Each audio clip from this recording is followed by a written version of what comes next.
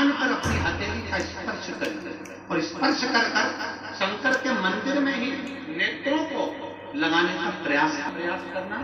तीसरे दिन हमको पत्र लिखकर भेजना कि आपकी आंख की रोशनी बढ़ना प्रारंभ हुई कि नहीं, आपका चश्मे का नंबर ठीक हुआ कि नहीं। नेत्रों का इस स्थान का महत्व है। श्री शिवाय नमस्तुभ्यम, हर हर महादेव। दोस्तों, कुरुद छत्तीसगढ़ में कथा चल रही है। वो आज की कथा, आज के दिन की कथा यानी कि सोम प्रदोष 20 मई की कथा में गुरुजी ने अभी 2 उपाय बताए हैं, जो कि मैं आपको बहुत ही सरल तरीके से उपाय को बताने की कोशिश करूंगी, समझाने की कोशिश करूंगी। आप समझ लीजिए। और आज बहुत प्यारा सा दिन है, बैसाख महीने का सोम प्रदोष। तो आज के दिन आप ये उपाय ज़रूर से कर लें। अगर आपको लग रहा है कि आपकी आँखों की रोशनी चली गई है या फिर कम हो रही है, तो ये उपाय आपको करना है। बिल्कुल सिंपल तरीके से उपाय करना है। माता अशोक सुंदरी का जो स्थान होता है, वहाँ पर आपको महादेव के ऊपर जल चढ़ाने के बाद माता अशोक सुंदरी के नीचे जो जलाधारी होती है, जहाँ से पानी टपकता है, वहाँ से आपको हाथ लगाना है और हाथ लगाकर अपनी आँखों से लगा लेना है। ऐसे करके आपको 4 या 5 दिन करना है। 5वें दिन आप देखेंगे कि आपकी रोशनी आँखों की बढ़ जाएगी। चलिए अब दूसरे उपाय की बात करती हूँ। ये जो उपाय है, ये भी गुरुजी ने आज की कथा में ही बताया है कि ये जो अगर आपके बहुत कष्ट हो रहे हैं, बहुत दिक्कत हो रही, बहुत परेशानी हो रही है, तो आप ये उपाय करें। कोई कितनी भी भयंकर बीमारी हो, ये जो जलाधारी का स्थान होता है जहाँ से पानी टपकता है, माता अशोक सुंदरी की जगह पर, माता अशोक सुंदरी की जगह पर एक ब्राह्मण था। वो क्या करता था, जो जलाधारी की जो स्थान होता है और उसके नीचे जो नाली होती है जहाँ से जल निकलता है, 33 कोटि निवास करते हैं, 33 कोटि देवी देवता।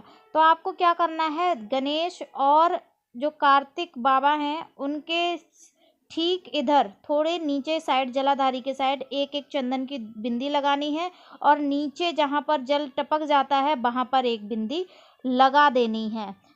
5 प्रदोष या 5 सोमवार आप कर लीजिए और उसके बाद देखिए कि आपकी मनोकामना पूरी हो रही कि नहीं हो रही।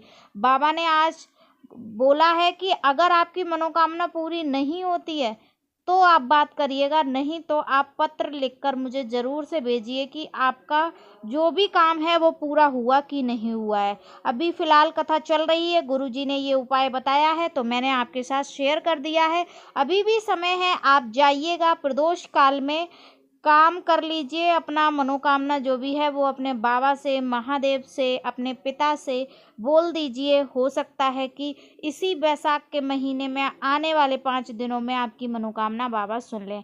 चलिए अब आगे थोड़ी सी और बात कर लेते हैं। आज प्रदोष है, सोम प्रदोष है, तो आज के दिन कुछ ऐसे उपाय हैं जो आप आज कर लेंगे सूर्यास्त होने के बाद या सूर्यास्त होने से पहले, मतलब प्रदोष काल में ये उपाय कर लेते हैं तो मान के चलिए कि आपकी जो तकलीफ है ना वो ख़त्म हो जाएगी। कितने भी कष्ट हो, कितने भी रोग हो, सारे रोगों से मुक्ति मिल जाएगी। देखिए, ये जान लीजिए कि सोम प्रदोष जो होता है उस दिन होता क्या है। सोम प्रदोष के दिन माता पार्वती भोले बाबा के साथ जमीन पर आते हैं, धरती पर आते हैं और अपने भक्तों के प्रत्येक घर में जाते हैं, प्रत्येक भक्तों के घर में जाते हैं। तो प्रदोष काल के दिन, प्रदोष काल में ये उपाय जरूर से करें और अपने दरवाजे का, मुख्य दरवाज़ा जो होता है वहाँ पर एक दीपक जरूर से लगाएं। बाबा और मैया दोनों लोग आपके दरवाजे पर जरूर से आएंगे। बस श्रद्धा होनी चाहिए और भाव होना चाहिए। चलिए बात कर लेते हैं जो उपाय है वो बताने की। आपको क्या करना है, अगर महादेव आपकी नहीं सुन रहे हैं, आपको लग रहा है नहीं सुन रहे, तो आप एक चावल का दाना, आखा दाना महादेव को प्रदोष के दिन चढ़ा दीजिए। आपकी मनोकामना शीघ्र अतिशीघ्र पूरी हो जाएगी। चलिए अब इसी के साथ एक और उपाय की बात कर लेते हैं। यहाँ कटोरी में जो कि आप देख पा रहे हैं, ये है पीला चंदन। पीला चंदन इस तरीके से आपको कटोरी में घोल लेना है।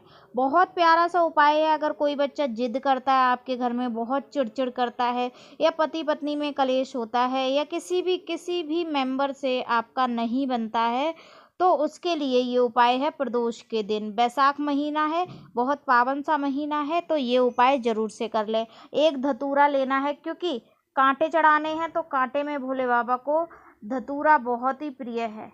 जो उनका फल है वो धतूरा ही होता है। तो आपको क्या करना है, पीला चंदन कटोरी में ले लेना, इस तरीके से पेस्ट बना लेना। और ये उपाय मैंने मेरे घर के जो महादेव हैं उन पर करके दिखाया है। आप मंदिर में जा सके तो ज़रूर से मंदिर में जाएं, क्योंकि गुरुजी बोलते हैं ना कि जो हवा तो चारों तरफ होती है, लेकिन हम जब गाड़ी में हवा भरवाते हैं ना, तो हमें गाड़ी में जहाँ पर हवा डाली जाती है वहाँ जाना ही पड़ता है। मतलब जो जहाँ गाड़ी सही होती है वहाँ पर हमें जाना ही पड़ता है हवा भरवाने के लिए। तो आप चाहते हैं कि महादेव जल्दी से सुने, क्योंकि वहाँ पर ना लाखों भक्त पूजा करते हैं, तो वहाँ ज़्यादा जो मंत्र उच्चारण होता है तो वहाँ ज़्यादा होता है। अगर नहीं हो सकता है तो आप घर पर कर लीजिए। पहले महादेव को चंदन लगाइए पीला चंदन से, और फिर उसके बाद महादेव के ऊपर ये जो धतूरा है ये चढ़ा दीजिए। डंडी का मुख जो है धतूरे का वो जलाधारी की तरफ करना है। बस ये उपाय करना है, महादेव से विनती करनी है, जो भी व्यक्ति है उसका नाम और गोत्र लेना है, ठीक है। और उनको बोल देना है बाबा को कि बाबा ये कष्ट है, ये पीड़ा है, इसको दूर कर दीजिए। मैंने यहाँ धतूरा पकड़ कर रखा है, क्योंकि मेरे भोले बाबा बहुत छोटे से हैं, तो इसकी वजह से ऐसे।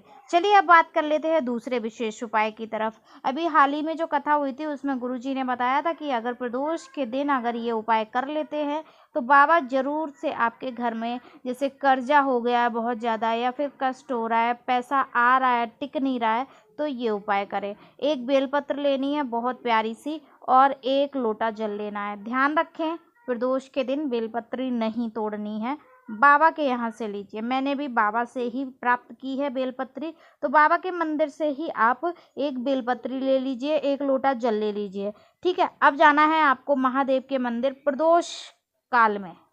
किसमें?